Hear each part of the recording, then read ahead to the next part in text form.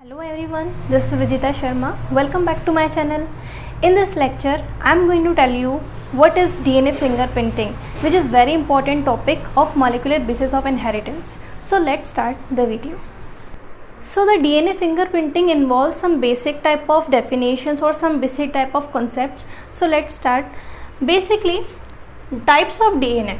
देखिए, जब हम लोग बात करते हैं कि न्यूक्लियोटाइड्स क्या होते हैं, तो हमने पहले वाले लेक्चर में पढ़े हैं. पॉलीन्यूक्लियोटाइड में हमने समझा है कि क्या होते हैं न्यूक्लियोटाइड्स, जैसे कि हमने डीएनए एंड आरएनए की बात करी थी, और फिर हमने डीपली उनके अंदर जो नाइट्रोजनस बेसिस होते हैं, पेंटोज शुगर होते हैं, फॉस्फेट ग्रुप होते हैं, उनके बारे में बात करी थी.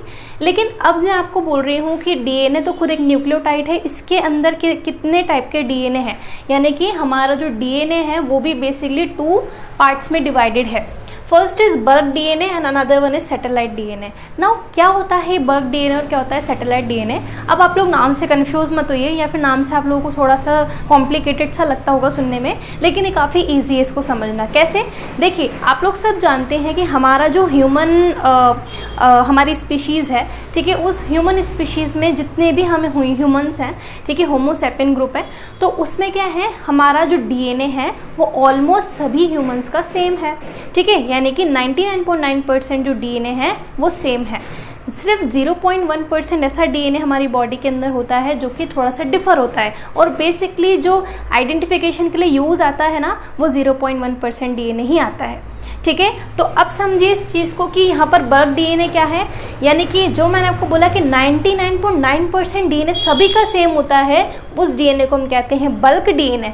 और जो डीएनए डिफर होता है, जिस चीज़ को हम आइडेंटिफाई करते हैं, जिस डीएनए से हम आइडेंटिफाई करते हैं किसी ऑर्गेनिज्म को, वो डीएनए होता है सैटेलाइट डीएनए.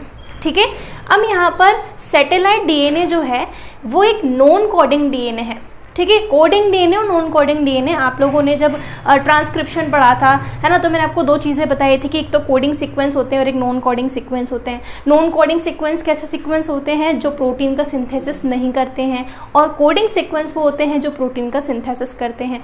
ठीक है, तो यहाँ पे जो नॉन कोडिंग डीएनए होता है, ये क्या करता है, not involve in the protein synthesis, यानी कि यहाँ पर प्रोटीन का सिंथेसिस नहीं करेगा.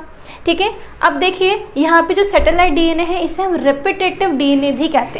रेपिटेटिव डीएनए क्यों कहते हैं? क्या ये रिपीट हो रहा है बार बार? हाँ, क्योंकि हमें नाम से समझ में आ रहा है कि रेपिटेटिव मतलब क्या है, रिपीट होना. तो रिपीटेटिव डीएनए क्या है? रिपीट हो रहे हैं क्या? आपके न्यूक्लियोटाइड्स, यानी कि जो भी आपके एडेनिन, थाइमिन, गुआनिन, साइटोसिन, जो भी आपके नाइट्रोजनस बेसिस हैं, वो बार बार कहीं ना कहीं रिपीट हो रहे हैं, और उसी रिपीटेशन को हम एक नाम देते हैं जिसे हम कहते हैं टेंडम.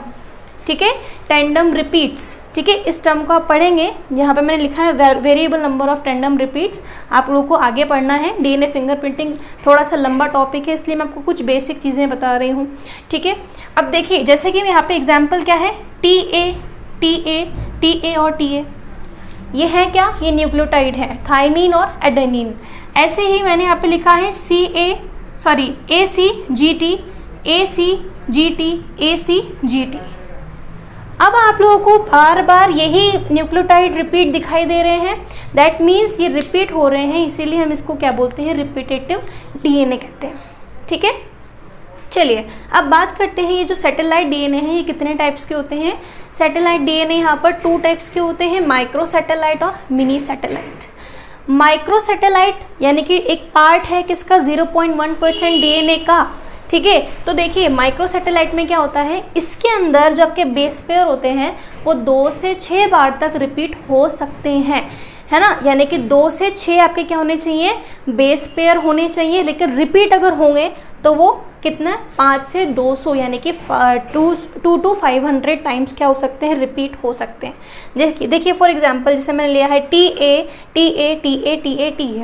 ठीक है, अब मैं यहाँ पे आपको कह रही हूँ कि यहाँ पे मैंने बोला कि 2 से 6 यानी 2 to 6 बेस पेयर होने चाहिए.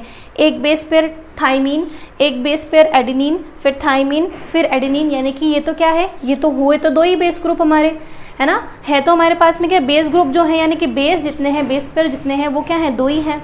ठीक है, तो यानी कि 2 से 6 तक क्या हो सकते हैं, बेस पे यहाँ पर प्रेजेंट हो सकते हैं. रिपीट यहाँ पे कितनी बार, 500 to 200 टाइम्स रिपीट हो सकते हैं. तो ये अगर एक पॉलीमर चेन है, यानी कि एक ही पॉलीन्यूक्लियोटाइड बन सकता है. ठीक है, अगर ये 5 to 200 टाइम रिपीट्स होगा तो. ठीक है, तो जैसे मैंने यहाँ पे लिखा है डाई न्यूक्लियोटाइड माइक्रोसैटेलाइट, ऐसा मैंने यहाँ पे क्यों लिखा है, क्योंकि डाई मतलब आप जानते हैं क्या होता है, 2, डाई मतलब क्या होता है 2। तो यहाँ पे क्या लिखा है न्यूक्लियोटाइड, मैंने आपको पहले भी समझाया है, न्यूक्लियोटाइड मतलब क्या होता है डीएनए या फिर आरएनए। वैसे तो डीएनए आरएनए नहीं होता, न्यूक्लियोटाइड का मतलब मैंने आपको बहुत डीपली समझाया था क्या, कि न्यूक्लियोटाइड का मतलब यहाँ पर है किस चीज़ से, नाइट्रोजनस बेस पेयर, आपकी pentose sugar and last one is phosphate group. ये तीनों चीज़ें अगर आपके डीएनए आरएनए में प्रेजेंट हैं तो वो कंप्लीट न्यूक्लियोटाइड है। तो मैंने यहाँ पे क्या बोला आपको, डाई न्यूक्लियोटाइड, यानी कि यहाँ पे जो न्यूक्लियोटाइड हैं वो 2 रिपीट हो रहे हैं, ठीक है।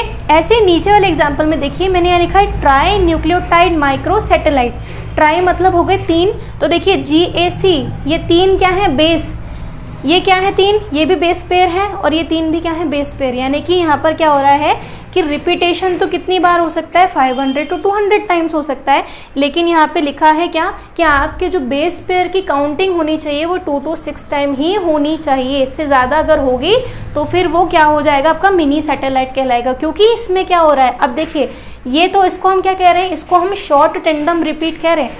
शॉर्ट टेंडम रिपीट क्यों कह रहे हैं, क्योंकि इसका जो ये न्यूक्लियोटाइड है ये शॉर्ट है, ये जो न्यूक्लियोटाइड है ये कैसा है, थोड़ा सा शॉर्ट है, और शॉर्ट है तो क्या हम इसको इजीली क्या कर पाएंगे, टेस्ट कर पाएंगे, है ना।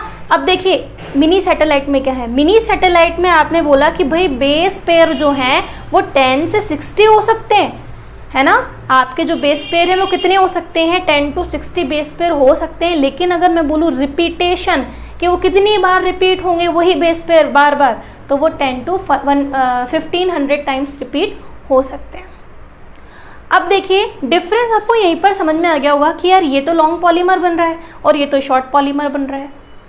ऐसा यहाँ पर हो क्यों रहा है, क्योंकि मिनी सैटेलाइट में क्या होते हैं, नंबर्स ऑफ टैंडम रिपीट्स क्या होते हैं, बार बार रिपीट होते हैं। यानी कि कहने का मतलब ये है, जैसे कि मैंने लिया एग्जाम्पल ACGT, फिर मैंने लिया CGAT, ऐसे मैं कई सारे 10 क्या ले लूँ, बेस पेयर ले लूँ, या मैं चाहूँगी ना तो मैं 60 तक भी बेस पेयर लूँगी।